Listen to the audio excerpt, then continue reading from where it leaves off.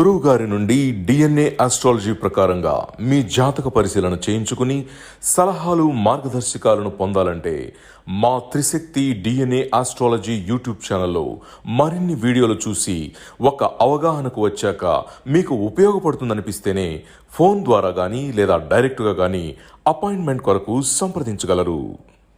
అందరికీ నమస్కారములు. నేను తిరుపతి పట్టణంలోని రేణిగుంట నుండి మీ గుణబ్రహ్మ సరస్వతి. ఈరోజు డిఎన్ఏ ఆస్ట్రాలజీ ప్రకారంగా మామూలు సాంప్రదాయ జ్యోతిష్యం ప్రకారంగా వివాహ పొంతనాలు చూసి వారు వివాహానికి వెళ్ళడం జరిగింది. కానీ అది ఎక్కడ ముగిచిందంటే మ్యారేజ్ బ్రేకప్ అయ్యేంత వరకు వెళ్ళిపోయింది.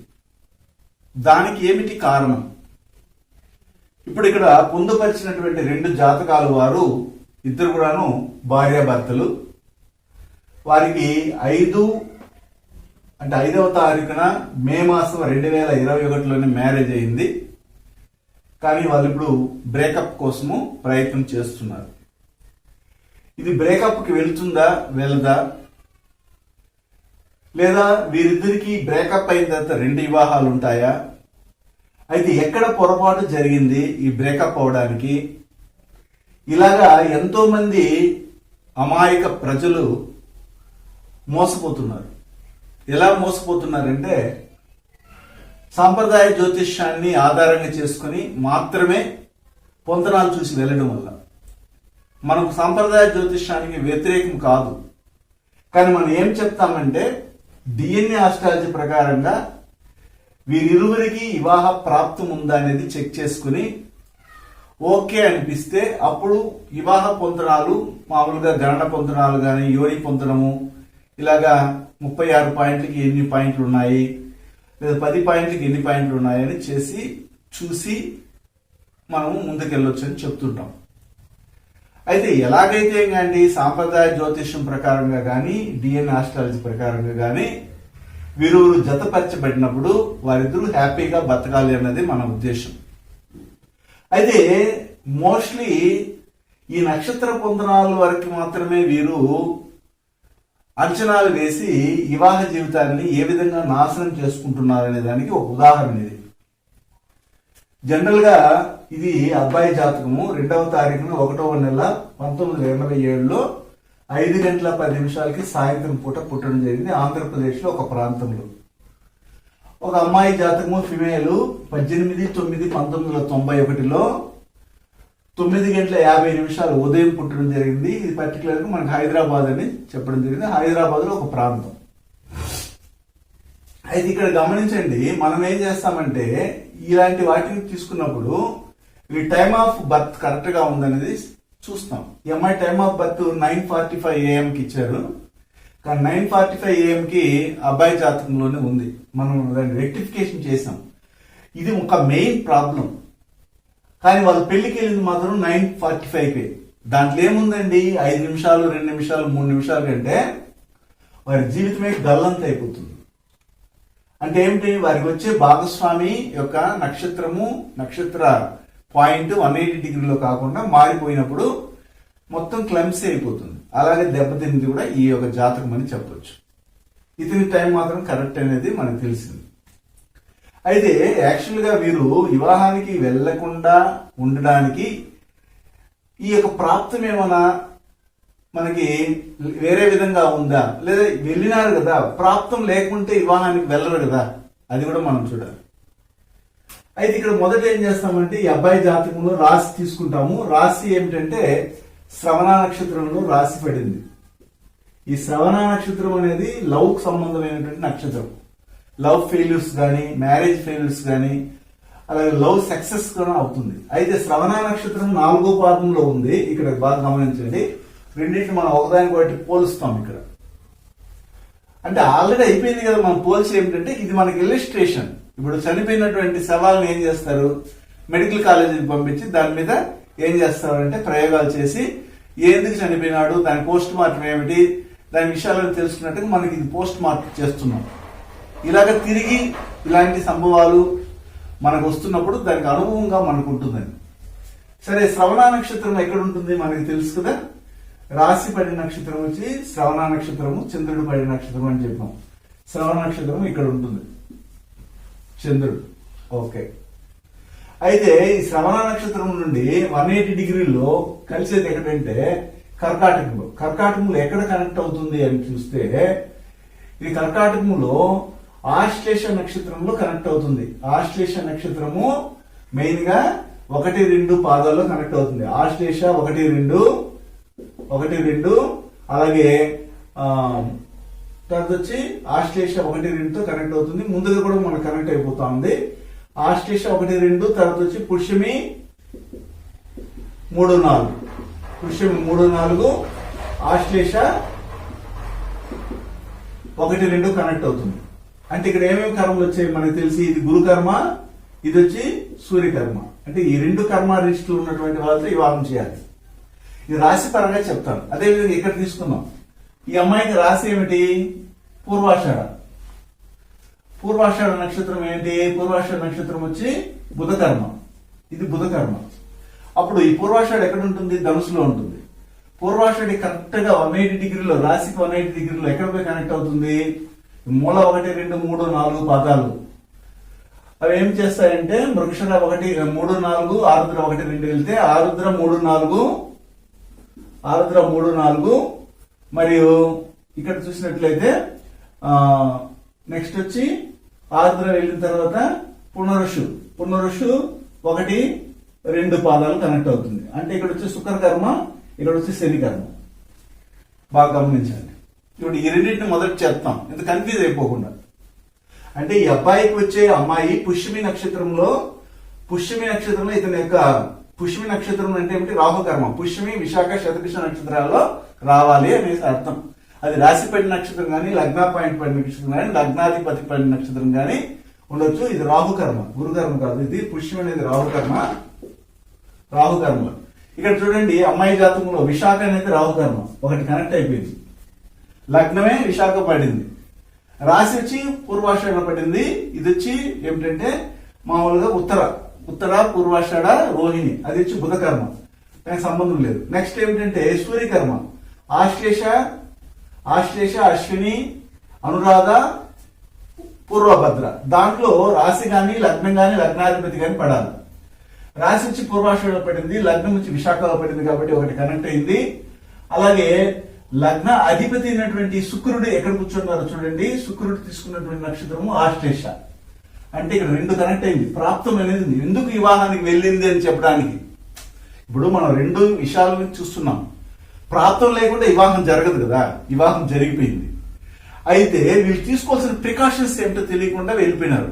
అది ఏంటండి? ఇప్పుడు చూడండి, వివాహం అవడానికి రాహుకర్మ, సూర్యకర్మ ఈ అమ్మాయి జాతకంలో ఉంది. ఎలా ఉందంటే రాశి పడిన నక్షత్రం వచ్చి పూర్వాషాఢ. ఈ పూర్వాషాఢ అనేది బుద్ధుని కర్మ, అది కనెక్ట్ కాలేదు. కానీ లగ్న పాయింట్ పైన నక్షత్రం విశాఖ, రాహుకర్మ కనెక్ట్ అయిపోయింది. అదేవిధంగా లగ్నాధిపతి శుక్రుడు తీసుకున్నటువంటి నక్షత్రం ఆశ్లేష, సూర్యకర్మ కనెక్ట్ అయింది. కాబట్టి వివాహ ప్రాప్తం అనేది ఇతనితో ఈ అమ్మాయికి జరిగింది. సరే, ఇప్పుడు ఈ అబ్బాయికి వివాహ ప్రాప్తం ఉందా అనేది మనం తెలుసుకోవాలి కదా. అప్పుడు ఏం చేయాలంటే ఇక్కడ ఈ అమ్మాయికి పుట్టిన నక్షత్రం వచ్చి పూర్వాషాఢ రాశి పరంగా వారికి ఆరుద్ర గాని, పునరుషు గాని కనెక్ట్ కావాలి అబ్బాయి జాతకంలో. అప్పుడు ఆరుద్ర, చిత్త, శ్రవణ నక్షత్రాలు, ఈ 3 నక్షత్రాలు ఒక జట్టు, డిఎన్ఏ కనెక్టివిటీ. స్వాతి, ధనిష్ట, పునరుషు ఈ 3 ఒక జట్టు. అప్పుడు ఆరుద్ర, చిత్త, శ్రవణ నక్షత్రాలు ఇక్కడ ఏమైనా కనబడుతుందంటే శ్రవణమే అతనికి ఉంది కాబట్టి కనెక్ట్ అయిపోయింది. ఆరుద్ర, చిత్త, శ్రవణ నక్షత్రాలు ఈ అమ్మాయికి రాబోయే భర్తకి ఉండాలి, అది కనెక్ట్ అయిపోయింది. రాశి పడిన నక్షత్రం. అయితే లగ్న పాయింట్ పడిన నక్షత్రం కూడా ఆరుద్ర, 2 డబుల్ ఉందన్నమాట. ఆరుద్ర, చిత్త, శ్రవణ నక్షత్రాలు కనెక్ట్ అవ్వాలి ఈ అమ్మాయికి వచ్చే భర్త. ఓకే, కనెక్ట్ అయిపోయింది. అలాగే పునరుషు నక్షత్రము ధనిష్ట, స్వాతి, పునరుషు నక్షత్రం కదా. అప్పుడు ఈ అబ్బాయి యొక్క మిథున లగ్నానికి అధిపతి అయినట్టు బుధుడు మూలా నక్షత్రంలో కూర్చున్నారు. ఇక్కడ ఇది కనెక్ట్ కాలేదు. పునరుషు నక్షత్రం అంటే ధనిష్ట, స్వాతి ఈ 3 నక్షత్రాలు ఈ అబ్బాయి రాశిపడి నక్షత్రము, లగ్న పాయింట్ పడి నక్షత్రము, లగ్నాధిపతి అయినట్టు కూర్చున్న నక్షత్రాలతో కనెక్ట్ కాలేదు. అవునా కదా? అప్పుడు ఇక్కడ ఒక విషయం మాత్రమే కనెక్ట్ అయింది. అంటే శుక్రుడి కర్మ మాత్రమే ఉంది. ఇప్పుడు అర్థమవుతుందా మీకు నేను చెప్పిన విషయాలు? మెయిన్ గా ఏంటంటే ఈ అబ్బాయి జాతకంలో నుండి అమ్మాయి జాతకానికి రాశి పరంగా ఏ విధంగా కనెక్ట్ అయింది చెప్పాను. మీరేం చేయాలంటే ఒకవేళ దీన్ని కొంచెం విపులంగా అర్థం చేసుకోవాలంటే మళ్ళీ ఒకసారి వీడియోని వెనక్కి వెళ్ళి చూడండి, అర్థమవుతుంది. నేను చెప్పిన పాయింట్ మళ్ళీ వినండి, అర్థమైపోతుంది. సరే, ఒక పాయింట్ అయిపోయింది, అక్కడికి అయింది. ఇప్పుడు దీంట్లో ఇంకా కొన్ని విషయాలు ఉన్నాయి. అది ఏమి విషయాలని నేను చెప్తాను, చూడండి, బాగా గమనించండి. ఇప్పుడు రామకర్మను తెలియజేసే గ్రహం ఏది? గురువు. సూర్యుని కర్మను తెలియజేసే గ్రహం ఏది? కేతువు. అప్పుడు ఈ గురువు కేతువు ఈ అమ్మాయి జాతకంలో ఎక్కడున్నారో చూద్దాం. చూడండి, లగ్నం ఏమిటి? తులా లగ్నము. తులా లగ్నానికి అధిపతి శుక్రుడు 10వ స్థానంలో ఉన్నారు. అదేవిధంగా గురువు యొక్క భావం అంటే ఏమిటి? రాహు యొక్క కర్మ భావం 9, ఈ భావం వచ్చి 12 అని తీసుకుంటాం. అప్పుడు చూడండి, లగ్నాధిపతి ఇప్పుడు ఈ అమ్మాయి జాతకంలో మనం పరిశీలించినట్లయితే లగ్నాధిపతి శుక్రుడు 10లో ఉన్నాడు. అయితే 10లో ఏ నక్షత్రంలో కూర్చోన్నారంటే ఆశ్లేష నక్షత్రంలో కూర్చోన్నారు. ఈ ఆశ్లేష నక్షత్రం అని ఏమిటంటే ఇది 12 మరియు 9వ భావ అధిపతి యొక్క నక్షత్ర చార, అంటే బుధుని యొక్క అది నక్షత్ర చార. అప్పుడు 12వ భావంతో కనెక్ట్ అయిపోయింది. ఇది కొద్దిగా బాగా వినాలి. లగ్నాధిపతి ఎక్కడ వెళ్ళి కూర్చున్నారు? శుక్రుడు ఆశ్లేషలో కూర్చున్నారు. ఆశ్లేష నక్షత్రం అనేది ఈ లగ్నంలో నుంచి చూసినట్లయితే 9 మరియు 12 భావాల యొక్క అధిపతి నుండి బుధుని యొక్క నక్షత్ర చారలో కూర్చున్నారు. కాబట్టి ఈ 12వ భావం కనెక్ట్ అయిపోయింది. మరియు ఇక్కడ లగ్నాధిపతి 9 మరియు 12 భావాధిపతి యొక్క నక్షత్ర చార అయినటువంటి ఆశ్లేషలో బుధుని నక్షత్ర చార అయినటువంటి ఆశ్లేషలో కూర్చుంది. కాబట్టి ఇక్కడ 9 మరియు 12 భావాల యొక్క సంబంధం అనేది కనెక్ట్ అయిపోయింది. ఇది కూడా ఓకే అయిపోయింది, అంటే ఇక్కడ క్లియర్. అయితే భావ సంబంధం ఏమిటి అంటే ఇక్కడ రాహుకి భావ సంబంధం 9, సూర్యునికి 12. కాబట్టి 1, 9, 12 కాంబినేషన్ ఉండాలి. మీనరాశి గాని మీన లగ్నం గాని ధనుసు రాశి గాని ధనుసు లగ్నంగా ఉండాలి. ధనుసు రాశి అమ్మాయిది వచ్చేసింది. ఎందుకంటే రాహు కర్మను తెలియజేసే భావం వచ్చి ధనుసు రాశి ధనుసు లగ్నం, కాబట్టి ధనుసు రాశి వచ్చేసింది. అంటే రాశి కూడా కనెక్ట్ అయిపోయింది. ఎవరికి? అమ్మాయితో. ప్రాప్తం చూడు ఎలా ఉందో. పెళ్లికి వెళ్ళిపోయినారు, బాగానే ఉంది. ఇంతవరకు బాగా వాళ్ళు తెలిసి తెలియకుండా వెళ్ళిపోయినారు, పెళ్లి కూడా జరిగిపోయింది. అంటే పెళ్లికి వెళ్ళాలి అనుకుంటే వారికి ఖచ్చితంగా ఏముండాలంటే ప్రాప్తం ఉండాలా. ఆ ప్రాప్తం ఏ విధంగా ఉందో నేను క్లియర్ కట్ గా ఇక్కడ చెప్పాను మీకు.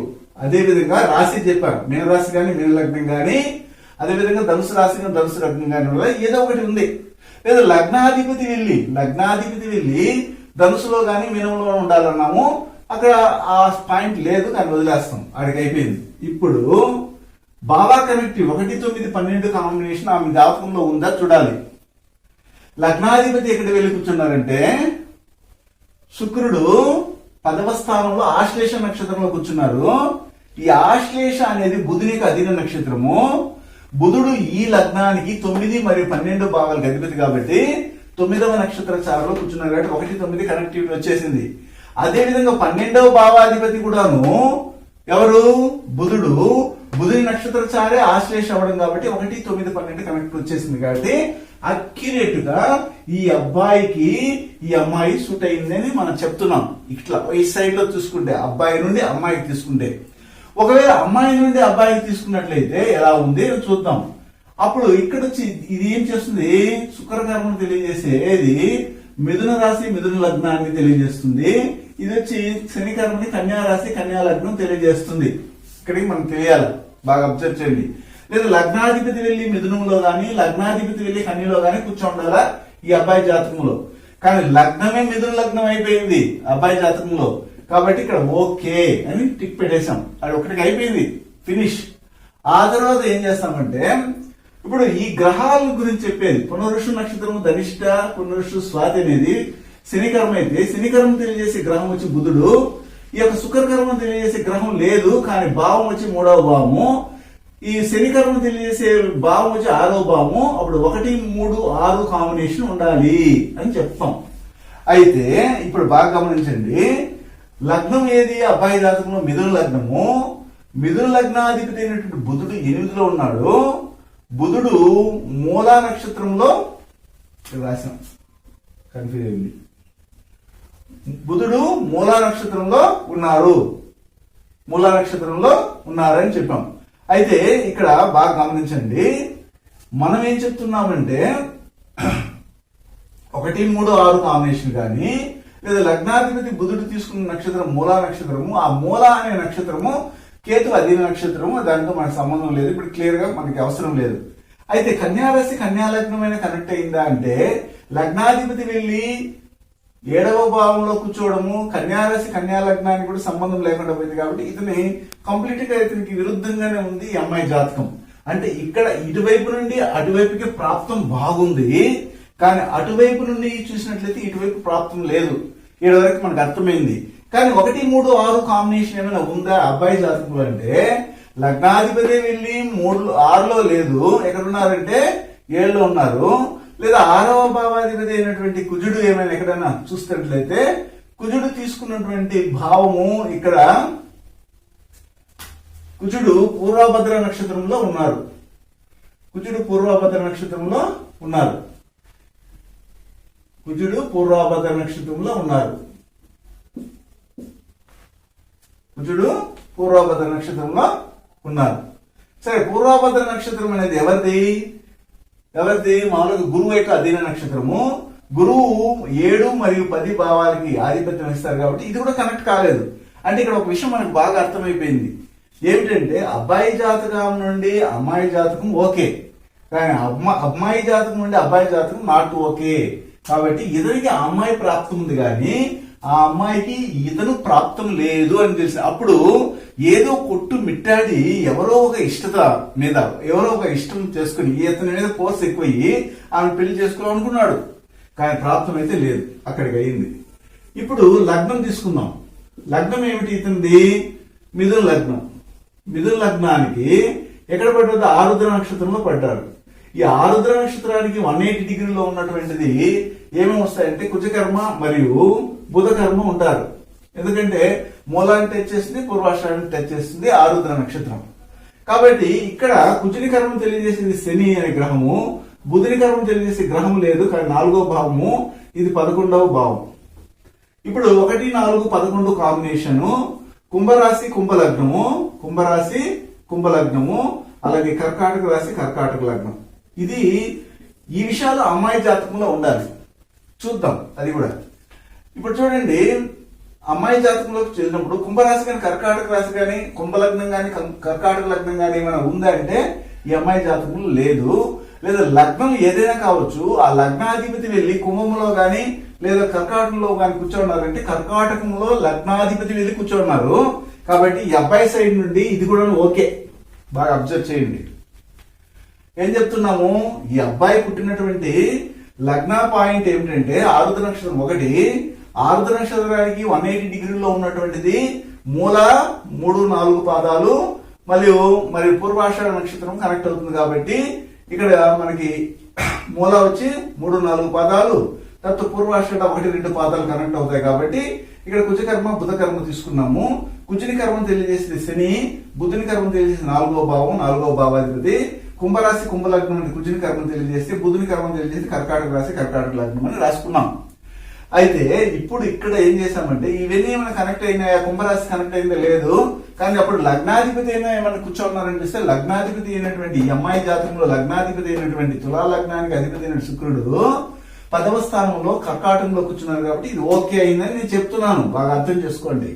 1 అయితే 1, 4, 11 కాంబినేషన్ ఏమైనా ఉందా అనేది మనం చూడాలి. అప్పుడు 1, 4, 11 కాంబినేషన్ లో లగ్నాధిపతి వెళ్ళి శుక్రుడు ఆశ్లేష నక్షత్రంలో కూర్చున్నారు. అలాగే 11వ భావాధిపతి అయినటువంటి సూర్యుడు ఎక్కడ కూర్చున్నారంటే 12వ స్థానంలో కూర్చున్నారు. ఎవరితో కూర్చున్నారంటే ఈ 4వ భావ 1, 4, 11 కాంబినేషన్ 1, 4, 11 కాంబినేషన్ చూడాలి. ఇక్కడ చూడండి, 4వ భావాధిపతి శని 4లోనే ఉన్నారు. అదేవిధంగా 11వ భావాధిపతి అయినటువంటి సూర్యుడు 12లో ఉన్నారు. 12లో కూడా ఏమిటంటే ఉత్తరా నక్షత్రంలో కూర్చోన్నారు. ఆ ఉత్తరా నక్షత్రం అనేది 11వ భావాధిపతి నక్షత్ర చార, అంటే సూర్యుని యొక్క నక్షత్ర చారలు. కాబట్టి 1, 4, 11 కూడా కనెక్ట్ అయిపోయింది. ఓకే, ప్రాప్తమైతే ఈ అమ్మాయికి ఇక్కడ లగ్న పరంగా కూడా ఓకే. అయితే ఈ అమ్మాయి జాతకంలో బాగా గమనించండి. ఇప్పుడు ఈ అమ్మాయి జాతకంలో లగ్నం ఏది? విశాఖ నక్షత్రము. లగ్నం పాయింట్ పడింది రెండవ పాదంలో. విశాఖ రెండవ పాదంలో పడినప్పుడు దీని 180 డిగ్రీలో ఎక్కడికో కనెక్ట్ అవుతుందో మనం చూడాలి. అలా చూసినప్పుడు ఇక్కడ దీనికి భరణి 4లోను కృత్తిక 1లో కనెక్ట్ అవుతుంది. కృత్తిక 1 కనెక్ట్ అవుతుంది. భరణి వచ్చి చంద్రుని కర్మ, ఇది వచ్చి కుజకర్మ. భరణి, మక, జ్యేష్ఠ, ఉత్తరాభద్ర మరియు కృత్తిక, పుబ్బ, మూల, రేవతి నక్షత్రాలు ఈ అబ్బాయి జాతకంలో కనెక్ట్ అవ్వాలి. ఎక్కడైనా చూద్దాం. శ్రవణ నక్షత్రము రాశిపడింది. రాశిపడిన నక్షత్రము లగ్న పాయింట్ పడిన నక్షత్రం ఆరుద్ర నక్షత్రము. లగ్నాధిపతి అయినటువంటి బుధుడు కూర్చుంది మూల నక్షత్రం. అంటే కుజ కర్మ కనెక్ట్ అయింది ఈ అమ్మాయికి. ఓకే. తర్వాత అదే విధంగా ఇక్కడ చూసినట్లయితే కుజుని కర్మను తెలియజేసే గ్రహం వచ్చి శని 11వ భావం, 11వ భావాధిపతి, కుంభరాశి, కుంభలగ్నం. ఇది తీసుకోవాలా. చంద్రుని కర్మను తెలియజేసే రాహువు మరియు శుక్రుడు. అయితే భావాలు వచ్చి 6, 7 భావాలు. కన్యారాశి, కన్యాలగ్నము, మరి తులారాశి, తులాలగ్నం. ఇది ఈ అబ్బాయి జాతకంలో కనెక్ట్ అవ్వాలా. ఇక్కడ నేను చెప్పిన పాయింట్లన్నీ కూడా అలాగే చూస్తాం అన్నమాట మనం. అయితే కుంభరాశి, కుంభలగ్నం ఏమైనా ఉందా అంటే లేదు. లేదు లగ్నాధిపతి అయినటువంటి బుధుడు ఏమైనా కుంభంలో కూర్చోమన్నారంటే లేదు, ధనుసులో ఉన్నారు. అదే విధంగా ఇప్పుడు ఇక్కడ గమనించండి. కన్యారాశి, కన్యాలగ్నం ఏమైనా ఉందా? లేదా, అది కూడా లేదు. తులారాశి, తులాలగ్నం ఏమైనా ఉందా? అది కూడా లేదు. ఇప్పుడు ఇక్కడ కాంబినేషన్ ఏమిటంటే 1, 6, 7, 11 కాంబినేషన్ ఏమైనా ఈ అబ్బాయి జాతకంలో ఉందా అనేది చూడాలి. అప్పుడు 1వ భావాధిపతి అయినటువంటి బుధుడు 7లో ఉన్నాడు, అది ఓకే అయింది. అలాగే 6వ భావాధిపతి అయినటువంటి కుజుడు ఎక్కడ ఉన్నాడంటే 10లో ఉన్నాడు, ఇది మనకి కాలేదు. కుజుడు కూర్చున్న నక్షత్రము పూర్వభద్ర నక్షత్రము. పూర్వభద్ర నక్షత్రం అనేది గురు యొక్క అధీన నక్షత్రము. 7 మరియు 10 అధిపతి కాబట్టి ఇది కూడా కనెక్ట్ అయిపోయింది. ఏది 7 కూడా కనెక్ట్ అయిపోయింది. అంటే 1, 6, 7 కనెక్ట్ అయిపోయింది. అప్పుడు 7వ భావాధిపతి ఎవరు? ఇక్కడ గురువు. గురువు ఎక్కడ ఉన్నారు చూడాలి. గురువు కూర్చున్న నక్షత్రం, గురువు 9వ భావంలో ఉన్నారు, పూర్వభద్ర నక్షత్రంలో కూర్చున్నారు కాబట్టి 7 మరియు 10 భావాధిపతి నక్షత్రమైన పూర్వభద్ర ఉన్నారు కాబట్టి 1, 6, 7 అయితే కనెక్ట్ అయింది. కుజకర్మ అయితే లేదు అబ్బాయిలో. ఇట్లాగా మనం కనెక్ట్ చేస్తాం. అంటే మోస్ట్లీ ఇక్కడ ఏం జరుగుతుందంటే ఈ అబ్బాయి జాతకములో నుండి అమ్మాయి జాతకానికి 100కు 1000%, 100కు 1000% కనెక్ట్ అవుతుంది. కానీ ఈ అమ్మాయి జాతకం కనెక్ట్ కాలేదు. కానీ ఎట్టకేలకు 1, 2 పాయింట్లు కనెక్ట్ అయినాయి కాబట్టి వెంటనే వివాహానికి వెళ్ళిపోయినారు. వివాహానికి వెళ్ళడానికి ఇది ప్రాప్తం ఎక్కడో ఒక చోట కనెక్ట్ అవుతుంది కాబట్టి వెళ్ళడం జరిగింది. ఓకే. అయితే వీరు ఎందుకు విడిపోవాలనుకుంటున్నారు అనేది మనం చూడాలి. ఇప్పుడు ఈ అబ్బాయి జాతకంలో విడిపోవడానికి తెలియజేసేది ఏమిటంటే 1, 4, 7, 10 కాంబినేషన్ విత్ బుధ కర్మని మనం చూడాలి. అదే విధంగా ఈ అమ్మాయి జాతకంలో కూడా 1, 4, 7, 10 విత్ బుధ కర్మ ఉందా లేదో చూద్దాం. అది ఉంటే వీళ్ళిద్దరు విడిపోవడానికి సిద్ధం అనమాట. పెళ్లి వరకు వెళ్ళింది కానీ విడిపోక మునుపు ఇది చూడాలి. ఇప్పుడు 1 లగ్నాధిపతి ఎక్కడ ఉన్నారు? 7వ భావంలో కూర్చోన్నారు. 1, 7 కాంబినేషన్ అయింది. 4వ భావాధిపతి ఎవరు? 4వ భావాధిపతి బుధుడే 7లో ఉన్నారు. 1, 4, 7. 10వ భావాధిపతి ఎవరు? గురువు. 10వ భావాధిపతి గురువు. సరే, 1, 4, 7 బుధుని కర్మ రిజిస్టర్ ఏమైనా ఉందనేది మనం చూడాలి. అంటే ఏమిటి? లగ్నాధిపతి 4వ భావాధిపతి అంటే బుధుడు 7లో ఉన్నారు. 1, 4, 7 కాంబినేషన్ వచ్చేసింది. ఇది ఒకటి. అదేవిధంగా బుధుడు 7లో ఉండి మళ్ళీ తనకున్న 7వ దృష్టితో లగ్నాన్ని చూస్తున్నారు. ఇక్కడ అయితే ఓకే అయింది. అయితే ఇది 10వ భావాధిపతి అయినటువంటి గురువు యొక్క దృష్టి లగ్నం మీదే పడుతా ఉంది. అప్పుడు 1, 4, 7, 10 కాంబినేషన్ వచ్చేసింది డైరెక్ట్ గానే. ఎలాగ చూడండి, 1వ అధిపతి బుధుడు, 4వ అధిపతి బుధుడు. ఆ బుధుడు ఏం చేశాడు? 7వ భావంలో కూర్చున్నారు. 10వ భావాధిపతి 9లో ఉన్నారు. 9 నుండి తన 5వ దృష్టితో ఏం చేస్తారు? లగ్నాన్ని చూస్తున్నారు కాబట్టి 1, 4, 7, 10 కాంబినేషన్ వచ్చేసింది. దీనితో పాటు ఇతనికి బుధ కర్మ కూడా ఉందా అనేది చూడాలి. బుధ కర్మను తెలియజేసేది ఏమిటంటే మెయిన్ గా ఇది 7, 8. బుధ కర్మను తెలియజేసేది ఏమిటంటే మెయిన్ గా ఉత్తర రోహిణి పూర్వాషాఢ నక్షత్రాలలో రాశి గాని లగ్నం గాని లగ్నాధిపతి పడడం ఒకటి. రెండోది ఏమిటంటే ముఖ్యంగా 1-4 కాంబినేషన్, 1-4 కాంబినేషన్ కనబడాలి. 1-4 కాంబినేషన్ కనబడితే వాళ్ళకి బుధకరం ఉన్నట్టే. ఎందుకంటే 1 నుండి 4వ భావాధిపతి ఎవరు? ఎందుకంటే బుధకర్మను తెలియజేసే భావమే 4. ఆ 4వ భావాధిపతి ఎవరు? బుధుడు. ఆ బుధుడు 7లో ఉండి తనకున్నటువంటి 7వ దృష్టితో మళ్ళీ లగ్నాన్ని చూస్తున్నారు కాబట్టి ఈ లగ్నానికి కూడాను 4వ భావాధిపతి యొక్క దృష్టి పడింది కాబట్టి ఇతనికి బుధకర్మ వచ్చింది కాబట్టి ఇతను విడిపోవడానికి సిద్ధంగా ఉన్నాడు అని అర్థం. సరే, ఇదే కాంబినేషన్ ఇక్కడ ఉందా చూడాలి కదా, అప్పుడే కదా మ్యూచువల్ గా వారు విడిపోవడానికి ఇష్టం చూపిస్తారు. అక్కడ మళ్ళీ 1-4-7 కాంబినేషన్ ఏమన్నా 10 కాంబినేషన్ ఉందా, లేదా 1-4-7 బుధకర్మ ఉందా చూద్దాం. లగ్నాధిపతి ఎవరు? లగ్నాధిపతి శుక్రుడు. తులా లగ్నానికి అధిపతి శుక్రుడు. శుక్రుడు తీసుకున్నటువంటి ప్లేస్ ఏమిటి? 10. అంటే 1-10 కనెక్టివిటీ వచ్చింది. ఓకే, ఇక్కడ ఏం తర్వాత ఈ 1-10 కాంబినేషన్ లో ఉన్నటువంటి శుక్రుడు 4వ భావం తన యొక్క 7వ దృష్టితో చూస్తున్నాడు కదా, 1-4-10 కాంబినేషన్ వచ్చేసింది. నెక్స్ట్ 7వ కాంబినేషన్ రావాలా. 7వ భావాధిపతి ఎవరు? కుజుడు. ఆ కుజుడు ఎక్కడ ఉన్నారు అనేది మనం చూడాలా. 12వ భావంలో ఉన్నారు. 12వ భావంలో ఏ యొక్క నక్షత్ర చారులో ఉన్నారో చూడాలి. ఏ నక్షత్ర చారులో ఉన్న కుజుడు హస్త నక్షత్రంలో ఉన్నారు. ఈ హస్త నక్షత్రం ఏ యొక్క గ్రహానికి ఆధిపత్యం వహిస్తుంది? చంద్రుని యొక్క గ్రహానికి ఆధిపత్యం వహించే గ్రహం నక్షత్రం వచ్చి హస్త. అంటే 10వ భావాధిపతి యొక్క నక్షత్ర చారలో 7వ భావాధిపతి అయినటువంటి కుజుడు ఉన్నారు కాబట్టి ఇక్కడ 1-4-7-10 కాంబినేషన్ వచ్చిందా లేదా అంటే మళ్ళీ నేను చెప్పిన వీడియోని 2 సార్లు చూడాలా, అప్పుడే మీకు అర్థమవుతుంది. అప్పుడు ఇక్కడ 1-4-7-10 కాంబినేషన్, ఇక్కడ 1-4-7-10 కాంబినేషన్ బుధుని కర్మ వచ్చింది. ఇప్పుడు ఈ అమ్మాయి జాతకంలో బుధుని కర్మ ఉందా అనేది చూడడానికి మనం ఏం చేస్తామంటే లగ్నం ఏమిటి, రాశి ఏమిటి, లగ్నాధిపతి చూస్తాం.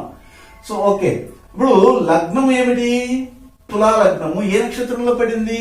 విశాఖ నక్షత్రంలో పడింది. రాహుకర్మ తీసుకునింది.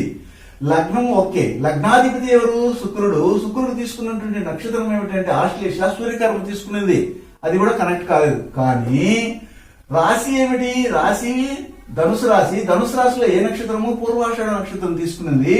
ఈ పూర్వాషాఢ అనేది ఏమిటంటే ముఖ్యంగా రోహిణి, ఉత్తర, పూర్వాషాఢ ఈ 3 కూడాను డిఎన్ఏ కనెక్టివిటీ. ఎవరికి? బుధుని కర్మ రిజిస్ట్రీకి. కాబట్టి ఇక్కడ డైరెక్ట్ గా బుధుని కర్మ రిజిస్ట్రీ కూడా కనెక్ట్ అయింది. ఈ అబ్బాయి జాతకంలో 4వ భావాధిపతి బుధుడు తన 7వ దృష్టితో లగ్నాన్ని చూడడం అనేది జరిగింది కాబట్టి 1-4 కాంబినేషన్ కాబట్టి ఇతనికి బుధ కర్మ ఉంది. 1-4-7-10 కాంబినేషన్ ఉంది. ఈ అమ్మాయి జాతకంలో 1-4-7-10 కాంబినేషన్ ఉంది. డైరెక్ట్ గా రాశి పడిన నక్షత్రమే పూర్వాషాఢ, అది బుధ కర్మ. కాబట్టి వీళ్ళిద్దరిని ఎవ్వరు కూడాను విడాకులకు వెళ్లకుండా ఆపలేరు. ఇది ఒకటి. మరి ఎట్లా వీళ్ళు వివాహం చేసుకున్నారు, ఎవరు చేశారు అంటే మన వైపు నుండి చూసినా గానీ వీళ్ళకి ప్రాప్తమైతే ఉంది, వివాహానికి వెళ్ళడానికి అవకాశం ఉంది. అంతకు ముందుగా వివాహానికి వెళ్లే మునిపే వీరికి ప్రేమించి వివాహం చేసుకునే బాగుందా, లేదా విడాకులు తీసుకునే అవకాశం ఉందా, లేదా సొంతంలో చేసే వివాహం ఉందనేది ఈ కాంబినేషన్ చెప్తుంది. నేను అనేక వీడియోలో చెప్పుంటాను. సరే, ఎట్టకేలకు వివాహానికి వెళ్ళాను. వివాహం చేసుకున్నప్పుడు సాంప్రదాయ జ్యోతిష్యం ప్రకారంగా వాళ్ళు మళ్ళీ యోని పొందునాలని, గరణ పొందునాలని ఇవన్నీ చూస్తారు కదా.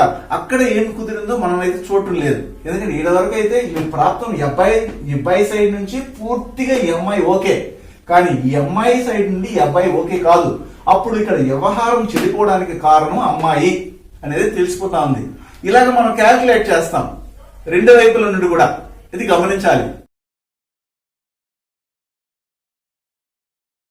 ఇలాగా మ్యారేజ్ కి వెళ్ళేటప్పుడే ఎవరి ప్రాప్తం అధికంగా ఉంది, ఎవరి ప్రాప్తం తక్కువ ఉంది, అబ్బాయి జాతకంలో నుండి అమ్మాయి జాతకానికి ఎంత ప్రాప్తం ఉంది, అమ్మాయి జాతకం నుండి అబ్బాయి జాతకానికి ఎంత డిఎన్ఏ ఆస్ట్రాలజీ ప్రాప్తం ఉంది చూసి రెండింటికి చక్కటి ప్రాప్తం ఉంటేనే మనం టిక్ కొట్టిస్తాం. అయితే వీళ్ళు ఎక్కడ చూపించుకున్నారేమో మనకు తెలియదు, కానీ మన దగ్గరికి వచ్చారు. ఇలాగ ఇడిపోవడానికి కారణం ఏంటని అడుగుతున్నారు. మనం వివరించి చెప్పాం కూడా. అయితే ఇంకొక కారణం కూడా ఉంది. అదేంటంటే నేను అనేక మార్లు చెప్తుంటాను, ఒక జాతకాన్ని పరిశీలించినప్పుడు పెళ్లికి వెళ్ళాలంటే 4, 5, 7, 10, 7, 8 ఈ తేదీల్లో పెళ్లి చేసుకోకండి. 4 అంటే 4వ తేదీ, మరి 22వ తేదీ, 13వ తేదీ, 31వ తేదీ వెళ్ళకండి.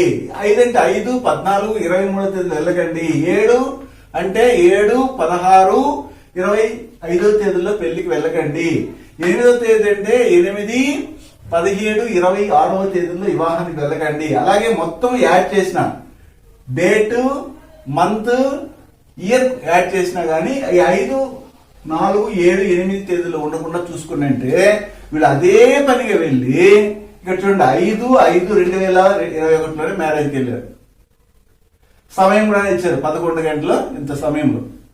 అప్పుడు 5వ తేదీ అంటేనే ఇక్కడ చెప్పారు కదా, ఇది ఒక్కరికి కాదు, ప్రపంచంలో ఎంతమంది అయితే ఈ 5వ తేదీన, 14వ తేదీన, 23వ తేదీన పెళ్లి చేసుకుంటారు, లేదా మొత్తం యాడ్ చేస్తే 5 వస్తుందో వాళ్ళు దూరంగా ఉండాల్సిన పరిస్థితి ఏర్పడతా ఉంది, విడిపోయే పరిస్థితి ఏర్పడతా ఉంది.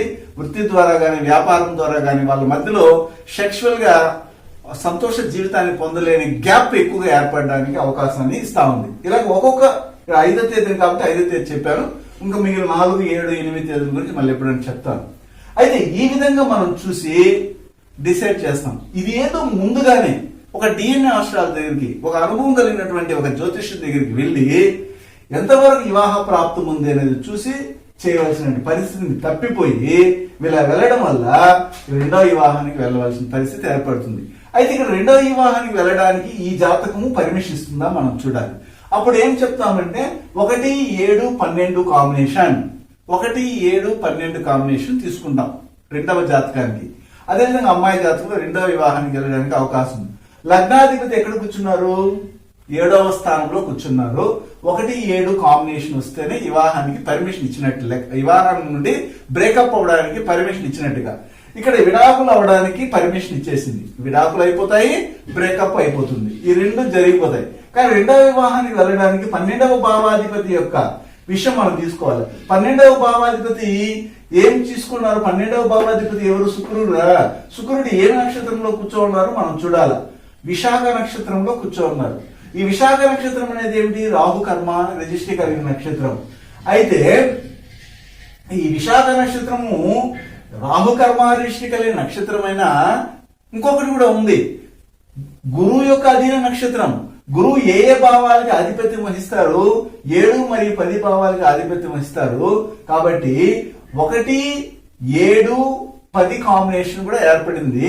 అది ఒకటైతే నెక్స్ట్ ఇంకొకటి ఏమిటంటే ఇక్కడ 1, 7, 12 లేదా 1, 7 కేతు అని కూడా మనం తీసుకోవచ్చు. 1, 7, 12, 1, 7 కేతు కూడా తీసుకుంటాం.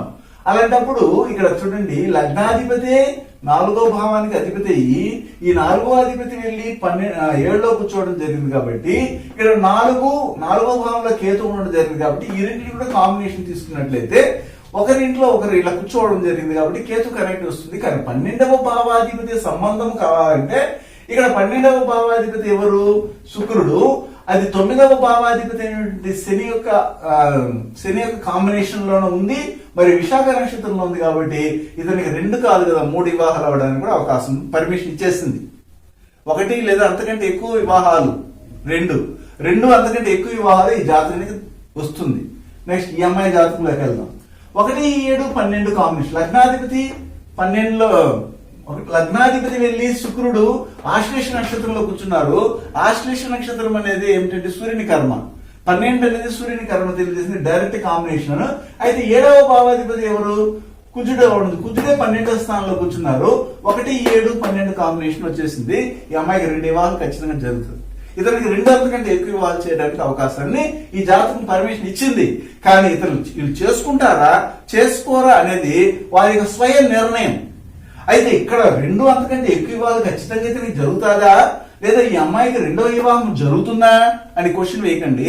ఎందుకంటే ఈ జాతకము 2వ వివాహానికి వెళ్ళడానికి పర్మిషన్ ఇస్తా ఉంది, గ్రాంట్ చేస్తా ఉంది. ఈ జాతకము 2 వివాహాలకు వెళ్ళేటప్పుడే జాగ్రత్త పడాలి, లేదా 2వ వివాహం కూడా క్యాన్సిల్ అయ్యి 3వ వివాహానికి వెళ్ళడానికి కూడా పర్మిషన్ ఇస్తా ఉంది. అప్పుడు మనం ఏం చేస్తామంటే ఇలాంటి జాతకాలు వచ్చినప్పుడు వీరితో వివాహం చేసుకోండి అని మనం డిజైన్ చేసి ఇస్తాం. ఇలాంటి అనేక అంశాలని మనం DNA ఆస్ట్రాలజీ ద్వారా తెలియజేస్తుంటాం. శుభం.